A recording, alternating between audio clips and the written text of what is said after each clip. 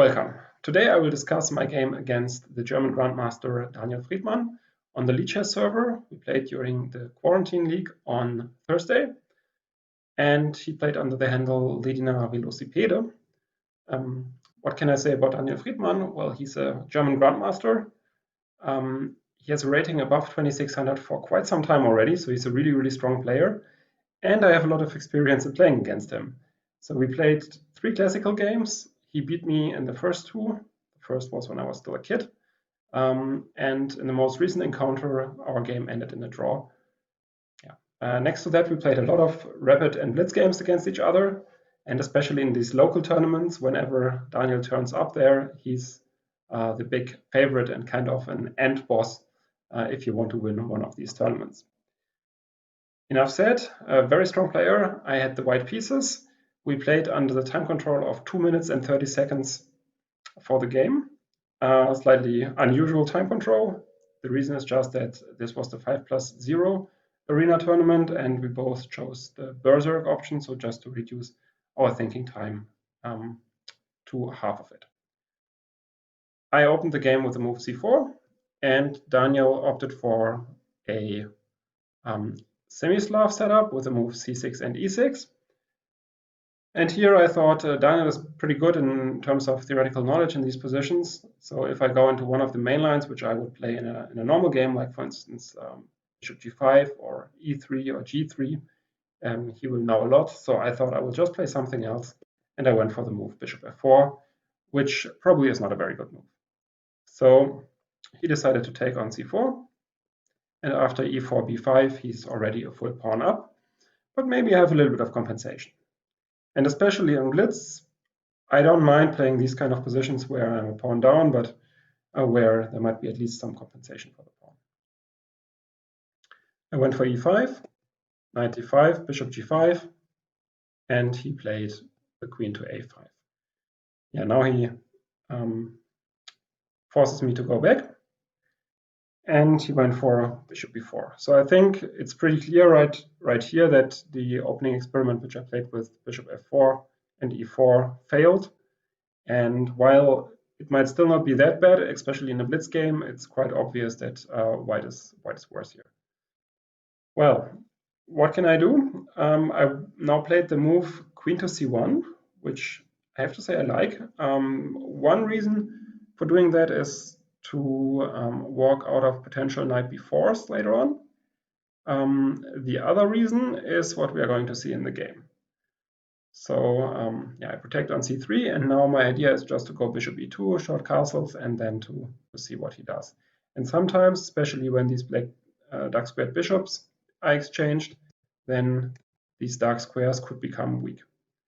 Okay, so he went with bishop b7, bishop e2, knight d7, castles, and now he castled as well. And I think this is probably a mistake. So I think he should have gone for knight takes c3. If I go bishop takes c3, well, then the bishops are going to exchange, but I will not be in time to get my knight to c5 or especially d6, because he can maybe already in this position go c5 and open up this bishop and thereby impede this regroupment of my knight to e4. So therefore, I think after knight c3, I might have gone for b takes c and something like queen c2. But after, let's say, c5, it's also pretty clear that black is in the driver's seat here. And yeah, while I still have some counterplay, especially in a blitz game, it's clear that this position is better for black. Instead of this, he played the move castles, which is a quite serious mistake. So the position goes from being better for him to already being not so easy after the move a4, because now I'm threatening a takes b5, and it's not so easy for him to react to that. So probably here he made another slight mistake by taking on c3, and after b takes c, I'm still threatening a takes b, and therefore he moved his queen to d8. But now you can see that he basically exchanged this very strong bishop on b4, and these dark squares are pretty weak right now. So I try to make use of that with my next move, which is the move knight to g5, which on the one hand prepares knight e4, and on the other hand has a pretty concrete idea of going queen c2, and after queen c2 it's really awkward for him to defend the h7 pawn. So the point is, after queen c2, if he goes f5, e6 is hanging. If he goes g6, then the dark squares become even weaker. So let's say he goes a6, queen c2, g6, for example. Then, I mean, the dark squares are now like a Swiss cheese. So all of these squares are extremely weak, and my bishop can decide which diagonal it likes most. So for instance, knight e4 followed by bishop g5, and white is just almost winning. So therefore, after knight g5, my opponent needs to do something quickly. The computer gives a very interesting move here, which is the move b4. Very unintuitive for a human. The main idea is that after c takes b, you can go c3. And now I cannot take on c3 because then my knight would be falling in the end of the line. So that's the reason. So after c3, I might go, for instance, bishop e1, and then the position is probably around equal. Or maybe after b4, I could also think about playing something else, like for instance knight e4 in this position, when maybe I'm still a little bit better, but it's a complicated position. Instead, after h6, my position is already really quite promising. So I played knight e4, now threatening to go knight d6 to eye this bishop on b7. He went with a6. It's a usual move in these positions. And I played knight d6, rook b8. Now in that position, I took the time to exchange once on b5. He took back with a pawn, because otherwise I can take on b7 on an a6. And yeah, right here, maybe you can pause the video and you can think about the best move for white. I played the move bishop takes h6. So of course in Blitz, these kind of sacrifices on h6 are even stronger than in normal chess. So there are these sacrifices where you just sacrifice because it's a Blitz game and you know that it's not, let's say, objectively correct. But this is not one of them. So when I played bishop h6, I had the feeling that this is a very strong attack, and even in a normal game, I would seriously consider to play that move. And in particular, you see here the piece which is missing. So the piece which is missing for black is this bishop on e7, which might go to f8 and g7 in these positions usually. But without this bishop on e7, which was prematurely exchanged on c3, black's position is very difficult. After takes, he now went for the most forcing line with the move knight takes c3. Another option that he might have would be queen e7. But now you can already see that I have a very concrete attacking plan. Let's say f4, f5, and rook f3, threatening rook g3 with an overwhelming position for white. So if he goes, let's say, queen h7, I think I can just take on e6. And now eventually his queen is going to fall after rook g3 or rook h3. And the position is just really, really bad for black. So therefore, he felt forced to take on c3. And I played the move bishop to h5, just moving the bishop away from the attacked square on e2, and maybe trying to go for some tactical motives with bishop takes f7 or knight takes f7. And I played the move which I just mentioned, the move queen to e7. And here I came up now with a very strong sequence of moves. And the sequence of moves starts with the move rook f to e1. My threat is quite obviously rook e3. And he played knight d5 back. Maybe another option would be to go f6 here, which would be a little bit more consistent with his queen e7.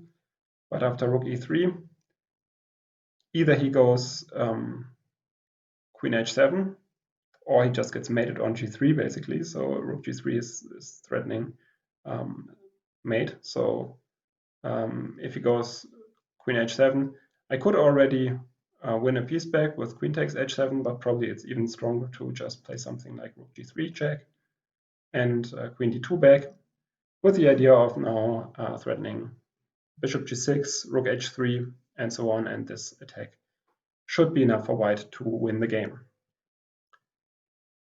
So instead of doing that, he tried to prevent me from going rook e3 with a move knight to d5. And yeah, here I thought for a bit and played the move rook to a3.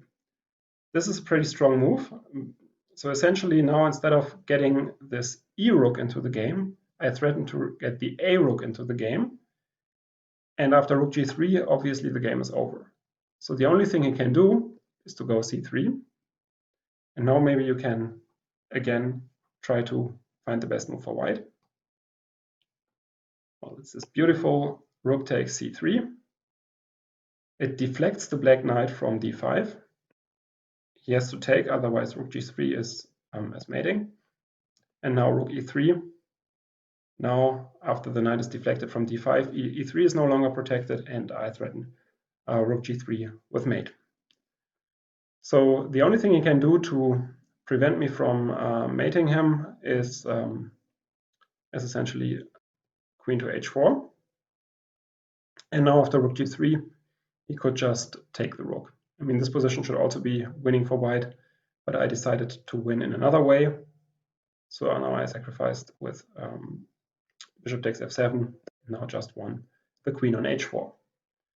Yeah, and now materially, the position is still not 100% clear. So he has a rook and two pieces against the queen and two pawns. But the king safety is so bad that especially after this lethal combination, against lethal combination of queen and knight, it's pretty obvious that his position is busted. So he went for rook a8, threatening a back rank mate on a1, which I defended with h3. And now I just gave rook g3 check, rook g7, takes. And now, I mean, it becomes clear why he played knight d5, because this now protects the square on e7. But first of all, the bishop on b7 is hanging now, and I even didn't want to take it immediately. I first wanted to improve my queen a little bit. Check. And now I even win this bishop with check, and the position is just completely busted. And after a few more moves, check, takes, check. He gave one last check, and after e6, knight b6, e7, I will get another queen on e8, and the position is just completely lost, so my opponent resigned. Well, this was a pretty nice game, and it was also quite nice for me to see that after bishop takes h6, the computer already sees an advantage for white, and all of the following moves were decent enough not to spoil that advantage. So I'm quite happy with that game, and I hope that you also enjoyed this little attacking game from the Blitz Quarantine League. Thanks a lot for watching, and see you next time. When you have stress, play chess. When you fall on your ass, play chess for a real deal. Follow Christian C.